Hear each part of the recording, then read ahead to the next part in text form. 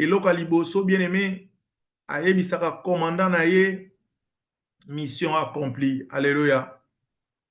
Commandant oyo atindaki soda na guerre, oyo atindaki pilote de guerre, azelaka kaka phrase wana.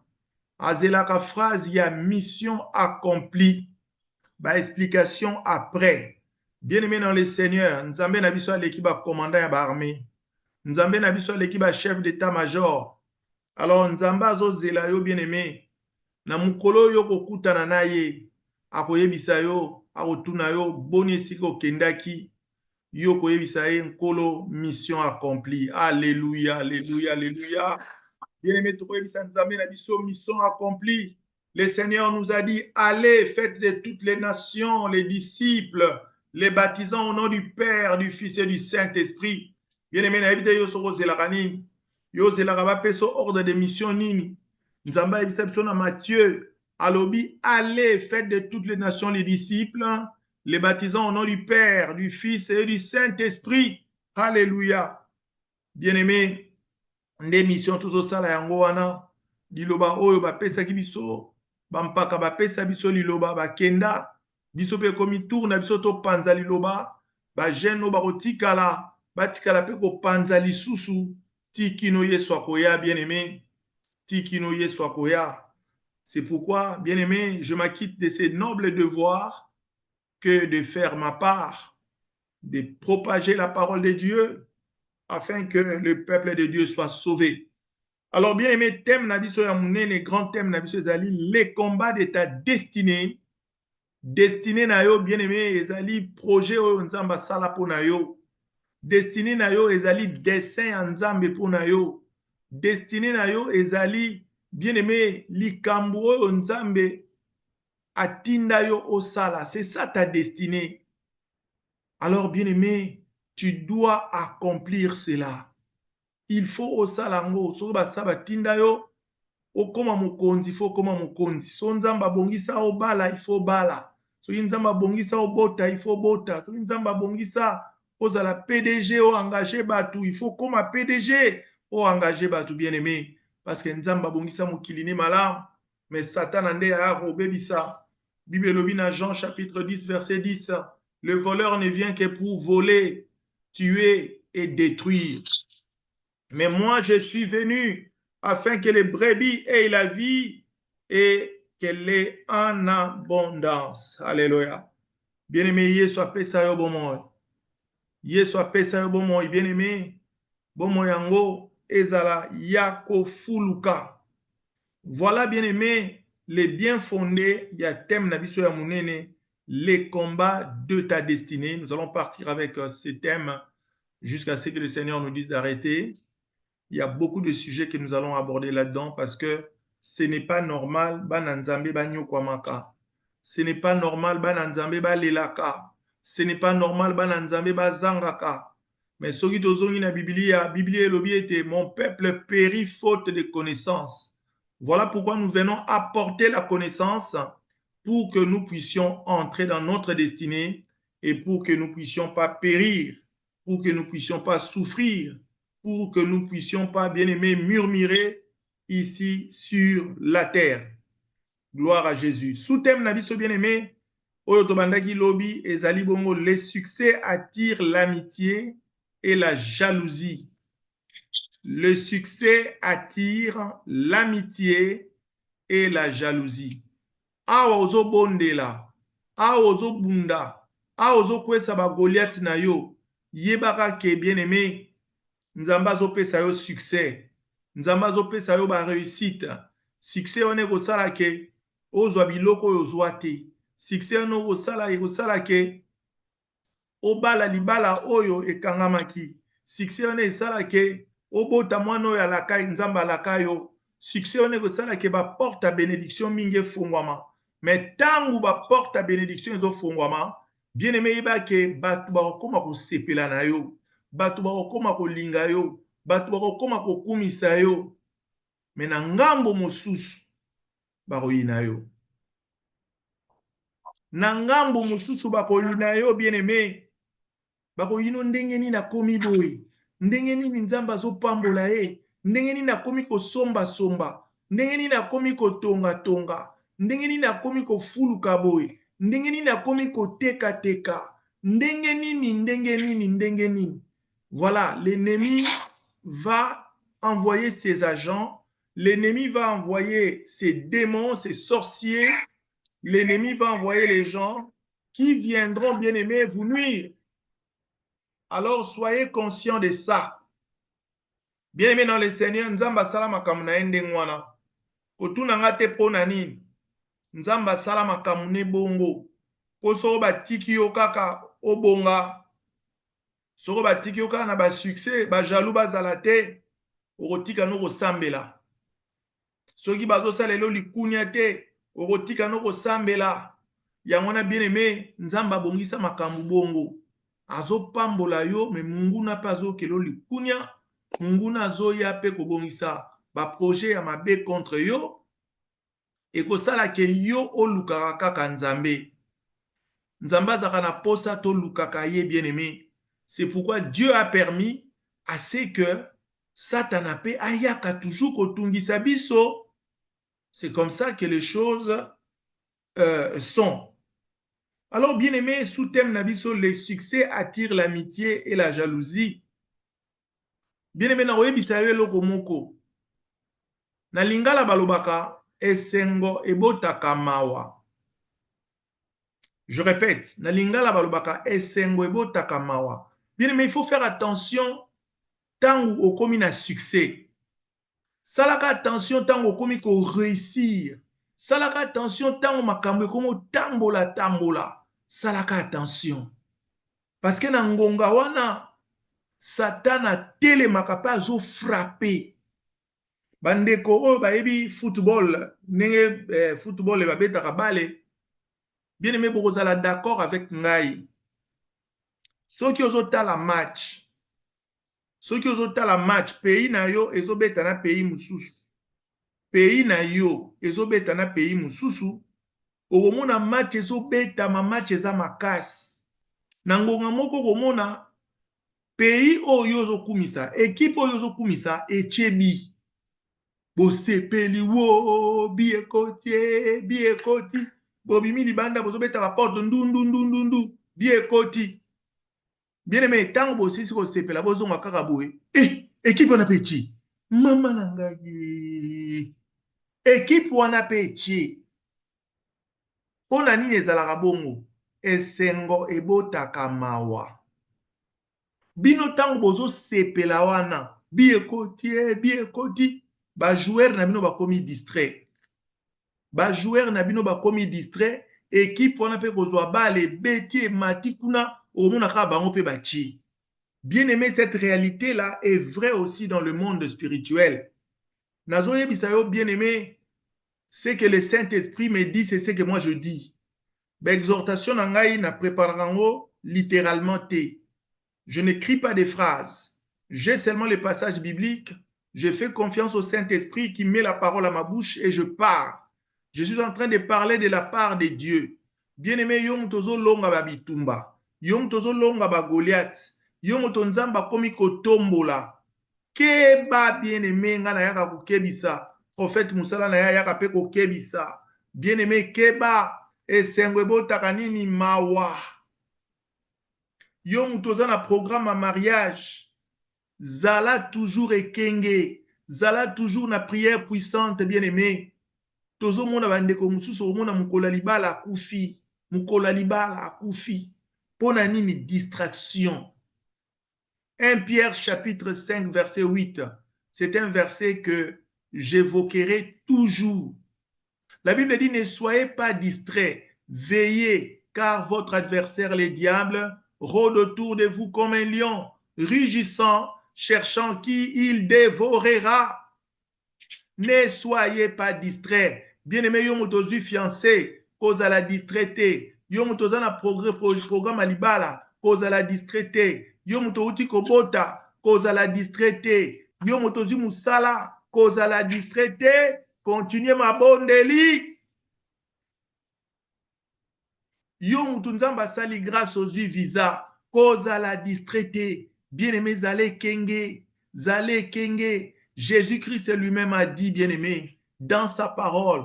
Soyez prudents comme les serpents et simples comme la colombe. Alléluia. Alléluia.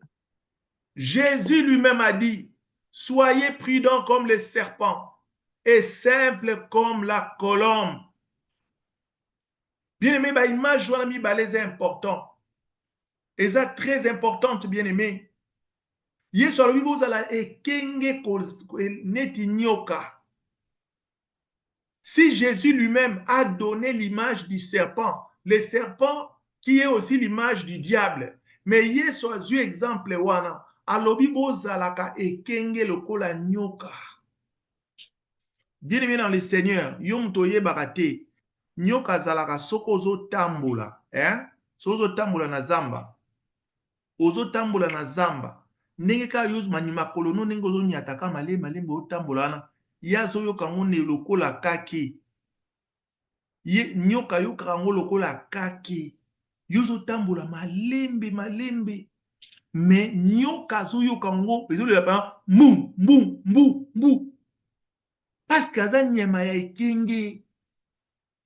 Na tango yoza da musika yese abatamaki déjà. Alors bien aimé yom tozo landanga. Ndeko yom tozo landanga. Na Kinshasa, na Luanda, na États-Unis, na Canada. Bien-aimé, sois prudent comme les serpents. Sois prudent comme les serpents. Kolo Yesu ye mon talobaki. Yesu alobaki zalaki ekenge lokola nyoka. Soka lobino batama. Soka lobino mimonisa. Tokoki kozala plus spirituel que Nzambe te. Nous ne pouvons pas être plus spirituels que Jésus-Christ lui-même, bien-aimé. Soki Yesu alobi na longwa na lopango wana longwa. Koloba te yo te, naza na molimo santu, nakobunda. Yesu alobi longwa. Yesu alobi no bima. Pesanga amen na bien. Alléluia. Amen. Parce que Dieu vous bénisse. Il arrive que Dieu lui-même dise, sors de cette maison, sors de cette parcelle, quitte ce travail. Il arrive que Dieu dise. Dieu peut te dire, ne voyage pas. C'est pourquoi, bien-aimés, craignons l'Éternel pour que Dieu puisse nous parler audiblement. Nzamba lobelaka bana na ye oyo ye alingi kolobela. Mais condition liboso ozalaka na crainte de l'Éternel. Alléluia. Naza sûr que tozo yoka. Lobi bien-aimé tolobelaki likambo ya le succès attire l'amitié. Tolobaki na verset 1er. Je vais prendre la Bible 1 Samuel, c'était 1 Samuel 1. Est-ce que quelqu'un peut nous lire 1 Samuel 1, 2, s'il vous plaît? Parce que là, j'utilise et le téléphone et l'ordinateur, donc j'ai du mal parfois à lire. 1 Samuel 18, versets 1 et 2. 1 Samuel 18, versets 1 et 2. Alléluia. 1 Samuel 18. Oya komi après kotanga. Totangi na komo na Yesu bien-aimé, nous lisons au nom de Jésus. La Bible dit ceci. Dès que David y finit de parler à Saül, Jonathan s'attacha à David et Jonathan l'aima comme lui-même. Bien-aimé, le succès attire l'amitié. Bien-aimé, soki muta komi na succès akoma na ba fanatique ebele, akoma na batu balingaka ye parce que Nzamba tie loboko. David akwesi Goliath, bien-aimé, mokili ningani, Israël ningani, même na palais ya roi, mwana ya roi Jonathan asepeli na David. Batu basepelaka kozala pembeni ya ba héros. Moi j'ai l'habitude de dire, bien-aimé, soki Nzamba sali yo grâce, soki Nzamba tomboli yo, elongi na yo ko konte lisusu te. Elongi na yo ko konte lisusu te, bien-aimé. Quand Dieu fait grâce à quelqu'un, bien-aimé, quel que soit ton visage, quelle que soit la couleur de ta peau, quelle que soit ta taille, quelle que soit ta nationalité, quelle que soit ta tribu, bien-aimé, parce que Dieu t'a fait grâce, parce que comme héros, batu nyonso bako tombola yo, batu nyonso bako kumisa yo, mais parmi bato bako tombola yo, il y aura des amis, mais il y aura aussi des jaloux. Alléluia. Il y aura des amis, mais il y aura aussi des jaloux. Il y aura des amis, il y aura des jaloux. Bato bazoya aussi melo voilà libala. Il y aura des amis, il y aura des jaloux. Bato bazoya kopeso ba félicitations. Nenge ba nommé au commis ministre, nenge au commis soki nani. Il y aura des amis, il y aura aussi des jaloux. Bien aimé, soko ba sale la ko jalousie. Yeba ke ezana eloko nzambe te. Mutu nyonso azalaka na eloko ya nzambe basalelaka ye zuwa. Mutu nyonso azalaka na eloko ya nzambe basalelaka ye zuwa. Bien aimé, yo mutu nzambe apesa ba compétence, yo mutu nzambe apesa ba talent, bakosalela yo zuwa. Verset 2, le bina biso, ce même jour, Saoul retint David et ne le laissa pas retourner dans la maison de son père. Même Saoul Yemoko, même roi Saoul, bien-aimé, akomaki fanatique ya David. Abi lala na ndaku nanga. Lala na ndaku nanga. Soki muta komi vedette, bien-aimé, batu nyonso ba sepelaka na ye. Batu nyonso ba sepelaka na ye.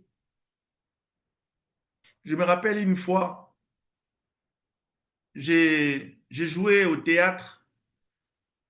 J'ai joué au théâtre quand j'étais étudiant et on faisait la tournée des universités, tout ce qui est le théâtre.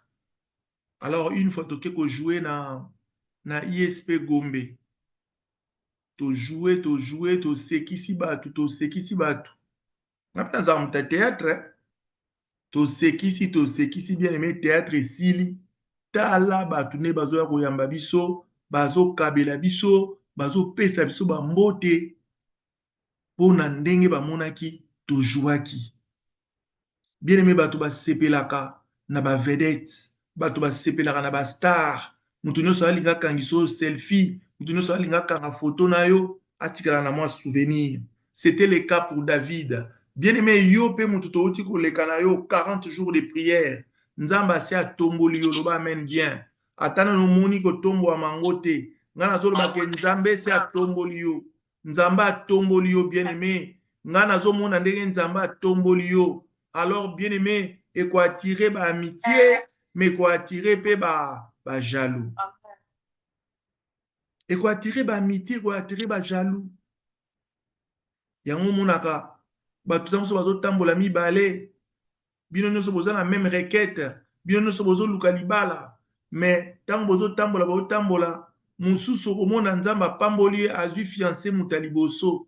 Alobi nazui fiancé, ba fixé pe date à mariage. Ba ninga botambola la bango ba yini yo. Mais pourtant bonne ko intercéder sika moko. Bonne ko bondele sika moko. Siku bozo yina muninga pona nini? Yo mtozo li na muningo zo yeba teke lipamboli na yo ekoleka ya ye. Siko ozo yi nzambe na lola. Olie kuto sepela obi ba prière ko musala c'est que tourne nga pe ezali. Parce que nzamba aza juste. Yesu azo kabola mapa, ayebisi ba apôtre bo kabola mapa, mais yambote bo kabola, bo vandisa bango nanu par groupe de 50. Bo vandisa bango par groupe de 50. Bo vandisa bango, bo vandisa bango. Ba groupe à 50 wana batala kiteke oyo bana mike, oyo bana basi, oyo bana mibali, oyo ba vieux, oyo boye te, bazwaki kaka pêle-mêle, batie kaka groupe de 50, bo vanda, groupe de 50. Mais les gens étaient plus de 7000 personnes. Si vous divisez 7000 personnes par groupe de 50, ça va donner combien de groupes? Mais Jésus a dit, donnez-leur à manger. Bakomo kabola, banana groupe à liboso, bazo kabola, baena groupe à mibale, ainsi de suite, ainsi de suite. Bien aimé, yo mutu, ozo mona nenge bato groupe à liboso bazui ya bango lipamboli, ozo silika po nani. Les paniers circulent encore. Les paniers circulent encore. Zala na yo na kimia. Yangona tango muninga pambwa mina libala, yo pe sikoyo, olingi olakisaka nzambe no mpe azosala, oke koluka libala ya nko, oke koluka libala na makasi, oya kokota place bakotaka te. Nzambe azolamba, nzambe azolamba, biloko si ebelaki, bakokabola okolia. Kowelela te, zela tour na yo. Haleluya. Bien nazoyebisa ndeko moko kowelela te, zela tour na yo. Kowelela te, zela tour na yo. Bien aimé, nazo ganga awa na États-Unis, nazo yebiso mtu wana Kinshasa, nazo yebiso mtu wana Canada, nazo yebiso mtu na Washington State, nazo yebiso mtu na Texas, nazo yebiso mtu na Kentucky, nazo yebiso mtu na Angola, oza na Brazzaville, oza na Europe, oza partout. Yo mtu kolanda video oyo, nazo yebisa yo, zela tour na yo.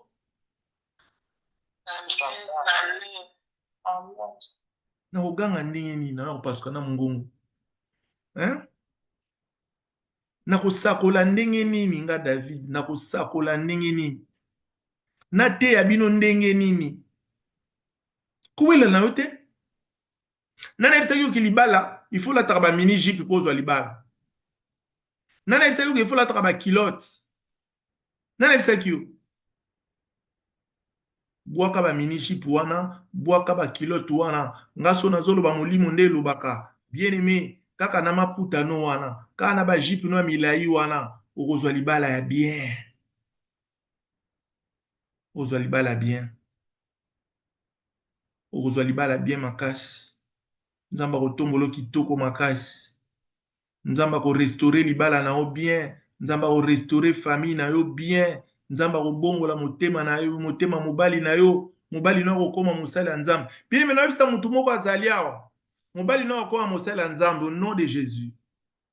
Ozo mitungisa mingi pona mobali na yo. Asambelaka te, azolinga kosambela te, papa azolinga koprier te. Nazo sakola pona mobali ya mutu moko azali awa. Nzambe mobali na kokoma mosala ya Nzambe au nom de Jésus Christ. Amen. Tika ko ima continue ko bondela pona ye. Bino bato mibali na bino basambelaka gloire à Dieu. Boyaka na bango na prière puissante, boyaka bino moko te. Boyaka bino moko te. Bien, mais je rentre maintenant dans le verset que j'avais prévu aujourd'hui pour que nous puissions prier. Nous sommes dans 1 Samuel 18, bien aimé, à partir du verset 10 jusqu'au verset 16. Je donne d'abord les versets à l'attention de notre bien-aimée sœur Marthe. Nous allons lire 1 Samuel 18, 10. Nous avons lu d'abord 1 Samuel 18, 1 à 3. Et puis maintenant 1 Samuel 18, 10 à 16. Apocalypse 22, 11. Ézéchiel 3, 27. Daniel 12, 10. Ce sont les versets qui sont prévus. On les lira ou on ne les lira pas, je ne sais pas, mais ce sont les versets que j'ai prévus. Donc, je reprends 1 Samuel 18, 10 à 16, Apocalypse 22, 11, Ézéchiel 3, 27, Daniel 12, 10. Que Dieu vous bénisse. Alors, bien-aimés, sans plus tarder, na 1 Samuel 10, verset 10, 1 Samuel 18, verset 10, Bible je lis au nom de Jésus. Le lendemain, un mauvais esprit de Dieu s'empara de Saoul, qui entra en transe au milieu de la maison. David jouait comme les autres jours, et Saoul avait sa lance à la main. Verset 11. Saoul brandit sa lance en disant, « Je frapperai David contre les murs. » Mais David se détourna de lui 2 fois. 12. Saoul craignait la présence de David parce que l'Éternel était avec David et s'était éloigné de lui. 13. Saoul éloigna David d'auprès de lui et l'établit chef des 1000. David sortait et rentrait à la tête du peuple. 14. David réussissait dans toutes ses entreprises et l'Éternel était avec lui. 15. Saoul, voyant qu'il réussissait toujours, avait peur de lui. Alléluia. 16. Mais tout Israël et Juda aimaient David parce qu'il sortait et rentrait à leur tête. Parole du Seigneur. Bien-aimé nazo yebisa yo, na tongwa lelo na pokwa lelo, l'Éternel te dit que le succès attire l'amitié et la jalousie. Nous sommes dans notre deuxième partie. Le succès attire l'amitié et la jalousie, bien-aimé. C'est très, très important. Alors, bien-aimé, yo mutu nzamba pamboli, yo mutu nzamba a pesi succès, kozalaka distraité. Kozalaka distraité mokili se beba. Kozalaka distraité yo mutu osalaka ba feti na ndako, ponaka bato ya kobengisa. Ponaka bato ya kobengisa. Bondelaka nzambe. Bien-aimé, nous devons prier pour tout. Bondelaka nzambe, Seigneur, donne-moi les noms des gens que je dois inviter. Il faut prier pour toutes choses. Nzambe na bengisa banani. Ndenge kaka tobondelaka biso tobondelaka Seigneur lelo na te ya nini, Nzambe na te ya nini. Il m'arrive penza omona nazwi Bible na fongoli nazwi penza passage na bando préparé na bando na komi ebele. Nzambe abisinga wana te tikango. Je vous dis la vérité. Wana te tikango. Au moins 2 heures du temps avant prière puissante et banda, nzamba pesi verset mususu. Ay mate ya lelo yango. Alors na osala ni na kotosa kaka. Alors bien aimé aba ebisi biso na verset 10, hein? Il y a 1 Samuel 18. Balobi le lendemain, un mauvais esprit venant de Dieu s'empara de Saoul qui entra en transe au milieu de la maison. David jouait comme les autres jours et Saoul avait sa lance à la main. Bien-aimé dans le Seigneur, naza sirbo tangi na ba Bible na bino, naza sirbo yoki ndenge nga na tangi. Balobi molimo mabe euti epai ya Nzambe ekoteli Saoul. Saoul akomobela maladi ya mutu. Bien-aimé dans le Seigneur, bato bazo continuer kobundisa yo. Bato oyo bazo continuer koyina yo. Bien-aimé, molimo mabe Nzambe ezokotela bango au nom de Jésus. Molimo mabe Nzambe ezokotela bango. Balobi yango na Bible ngate na komi, na Bible no pe ezali. Bien-aimé, balobi molimo mabe euti epai ya Nzambe ekoteli bango. Je relis. Le lendemain, un mauvais esprit venant de Dieu s'empara de Saoul. Hey! Bien-aimé, banguna na nzamba oloka bango. Nzamba komo loka banguna na yo. Nzamba komo loka bango. Poma bena bango eleki. Banyokoli ope mingi. Bayokela ko mawate. Yo salaka bango ka bolamu. Bien-aimé, nzamba ko tindela bango molimo mabe. Ya futi na biso te. Bayokaka te. Bayokaka te. Pona nini okekanga mabota mwana bato. Pona nini okini kokanga mayela mwana mutu. Pona nini okini kotindela mwana mutu molimo ya prostitution. Bien aimé, bandumba mingi bomonaka na boulevard, bandumba mingi bomonaka na bangola, bandumba mingi bozomona na poto en États-Unis, bana mingi bozomona bazokima bandaku, bazokuma na milimo ya kindumba, eza molimo milimo mabe oyo bandoki bazotindela bango. Alors soki ezozwa bango eza pona bino na ndako bobondelaka bien te. Parce que na ndaku oyo papa bondelaka, mama bondelaka, bien aimé, ba milimo ndenge ne kozwa bana te. Ba milimo ndenge ne kozwa bana te. Ba milimo bomonaka o mwana kimi ndaku akomi kindumba akomolala na ba ninga soki wapi akomolala soki kote nini misusu ezouta kaka ba parents bango moko mutu bazokotisa milimo wana pa bana. Je sais de quoi je parle. Yo tata yo mama mbongo boliaka na ndako eutaka na ba misala mabe, eutaka na ba occultisme, eutaka na ba kisi, eutaka na ba mami wata, eutaka soki na Lomé, eutaka soki na Togo, eutaka soki na Nigeria, eutaka soki na ba Dubai, bozoso ba kisi. Yo kanisi ba kisi wana boya na ndako. Ekobebisa banani? Ekobebisa batali bosoka bana wana. Ya omona ba ndako mususu papa za na mbongo ebele, mama za na mbongo ebele, me bana santé médiocre, bana bayaka minene te, bana santé kitoko te, bana balingaka klasi te, bana mobulu, bana babar, bana komela masanga. Il y a des mauvais esprits ou ekote pa ya bana wana. Tolo ba mene bien. Bien aimé, il faut boyebaka ko juger makambo spirituellement. Libota oyo bato babangaka nzambe makambo etambolaka malamu. Soki papa na bino abangaka nzambe, mama na bino abangaka nzambe, bien aimé bino bana bokozala bien. Bokozala bien makasi. Alors yo mutu ozwa chance te, papa na azala mosala nzambe, mama na yo azala mosala nzambe. Bien aimé, yo sikoyo faut ozala mosala nzambe pona bana na yo.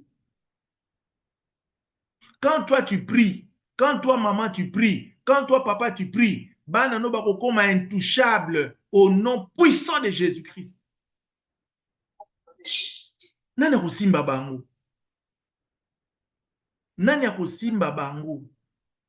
Pona yo moboti ozobondela pona mwana na yo.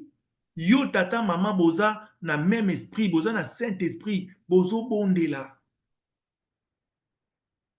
Bana na bino bakozala toujours malamu. Natindela bino prière mo na TikTok il y a 3 minutes. Naloba nakataki kaka na bavermanini ba vidéo tozosala bokataka bopanzaka o bosepela nango. Bien aimé, nakataki parti mo nalobaki tu seras toujours au meilleur endroit au meilleur moment. Eza ba prière faut osalaka bana na bino. Mwana na nga bana kozala toujours au meilleur endroit au meilleur moment. Moi ma mère faisait cette prière là dans la langue na biso maternelle. Azosala prière wana andako loba lokola maloba ne batakala bandako loba soko lingo bima mama azoloba no maloba na ko traduire ngo oya andako loba na lingala mama andako loba bo alobi ndenge ozokende bo mabe nyonso ekoya yo leka mabe ya na sima. Quelle bénédiction. Mama soko tozobima paix à son âme, ma mère est déjà décédée il y a 2 ans. Bien aimé, maman nous disait toujours, ndengozo bima boy, okoleka, mabe banroyela yo na sima, mabe banroya na sima. Soki yo longo esika wana nde mabe koya. Quelle parole! Amen, papa. Bien aimé, lelo na fandi nzamba zo yebisa ngai, alobi na nga fobo deklaraka. Nzamba zo bisanga fobo de connaisa ba prière de déclaration. Prière nyonso ezalaka te ke fo ya kaka nzambe pesa. Bible lobi na Jean chapitre 1er verset 12-14 en bas. La Bible dit à tous ceux qui l'ont reçu, il leur a donné le pouvoir de devenir enfants de Dieu. Nzamba zo talisanga lelo na mo na tongo na lalaki na lamuki. Nzamba zo talisanga lobi soki président ya république akomisi mutu général, akomisi mutu colonel, akomisi mutu major, akomisi mutu soki capitaine, mutu wana azwi lotomo ya kodirige batu oyo bapesi ye, azwi lotomo ya kodirige badepartement oyo bapesi ye. Soki alingi akwesa mitindo kuna akende akotuna lisu président te. Loba amene bien. Amen, papa. Nan namona te général, ba commission générale, balati sio ba étoile wana balata so balata combien soki pe misatu soki combien na ebité na nga mona soldate, mama Rachel mtoyeb sabiso, bien aimé. Général alati ba étoile na yona balata soki zaka misatu soko mine na ebité. Bien aimé alati yango, ba mintu anko yona balataka. Nan namona te général ake sikoyo na comment je peux dire na armée kuna place ya zalaka atuna kasuzu président république sikoyo na ebisa batu nini yo osomona. Mais yo depuis okoma mwana nzambe, Jésus a dit je vous ai donné le pouvoir de devenir enfant de Dieu. Yo likamundu soka fobenga Yesu boye na boye Yesu non. Verset mibale na kopesa yo. Bible lobi na Marc chapitre 16, verset 17. Bible lobi voici les miracles qui accompagneront tous ceux qui auront cru. En mon nom, ils chasseront les démons. Balobi tout chasser ba démons na kombo na Yesu. Balobi tout tout na Yesu te. Balobi bo benga na ba démons na kombo na nga. Bo imposer ba main aux malades, les malades seront guéris. Donc, tant malade ya ye, ya nga so nazo bondela, nalobaka tu es guéri au nom de Jésus. Nga mutu nazopesa mitindo na général. Ah, on a prié puissante na général. Si on pesa mitindo, nazopesa mitindo au nom puissant de Jésus et ko salama bongo. Parce que na yebi pouvoir o Yesu apesanga. Nakoloba te Yesu yakobikselanga Linda, Yesu yakobikselanga Ani, Yesu yakobikselanga Chela, Yesu yakobikselanga Yuyu. Naza na pouvoir. Nayaka nde kokwesa, nalobi banda lelo tu es guéri au nom de Jésus. Molimo ne bima, okobala au nom de Jésus. Ndenge na pambola kabino ko salama bongo parce que Yesu apesanga pouvoir. Bien aimé, quand on te donne le pouvoir, tu dois l'exercer. À la fois, il faut ajouter la science. Quand on te donne le pouvoir, tu dois l'exercer. Quand le président Félix a nommé notre maman première ministre, on a commis quoi ça dans le gouvernement. Oya kwesi kuna président ko telemelango li sousouté parce que président c'est appelé ça nini pouvoir. Alors yo ba pesa au pouvoir au vanda na yo. Na pesa bino exemple ya mbongo. Mbongo ezali pouvoir d'achat. Quand tu as $200 dans ta poche, ces $200 là ont la capacité d'acheter un certain nombre de biens et un certain nombre de services. Ce qu'on au futa, ok quelque part le beau pesa un pantalon oyo, balobi combien $10 aux yango parce que tu as le pouvoir. Vous avez le pouvoir. Vous avez le pouvoir d'achat. Alors, bino sko bobanga nini, nzambe se apesa yo pouvoir. Pouvoir wana, il faut ko sale la yango. Et l'autre esalaka ke, osa la pouvoir wana te, ezali culpabilité. Babe yango culpabilité. C'est-à-dire, tant olingo sa la pouvoir, satana yebisa, osa ki lisumu yo. Olingo sani, yo sa ki lisumu. Obangi. Obangi otiki. Yango na to tambola na kobanga nzambe. Nzamba kosala makambo minene. Yesu ebiseki biso alobi, vous ferez de grandes choses. Bien aimé, il y a beaucoup de choses à dire. Hein? Bien aimé, nzamba tindeli Saoul, molimo mabe. Ngate mna lobi, c'est la parole. Le lendemain, les mauvais esprits de Dieu saisissent Saoul qui les transporte au milieu de la maison. Saoul a commis qu'on s'agiter. Bien aimé, nazo déclaré. Na pouvoir nzamba pesanga batu nyonso basala ko mabe milimo mabe ya nzambe ezokotela bango nzambe azotindela bango milimo mabe au nom de Jésus po balekisi ozalaka mwana moke bazoniokola ozokola bazoniokola mwana moninga bota te quel esprit bango babota mais bazolinga bino bobota te bango babala bazolinga bino bobala te. Est-ce que c'est normal? Même ba philosophe na philosophie batangisaka biso babi eza na elengi moko boye tango mutu apesi vie tango mutu asali aboti pe mwana moni pe mwana na ye ezaka na esengo moko boye. Alors yo ozolinga te mwana moninga ayoka esengo wana kangelanga ba micro. Mama Brenda kangelanga micro please. Mama Luanga Brenda.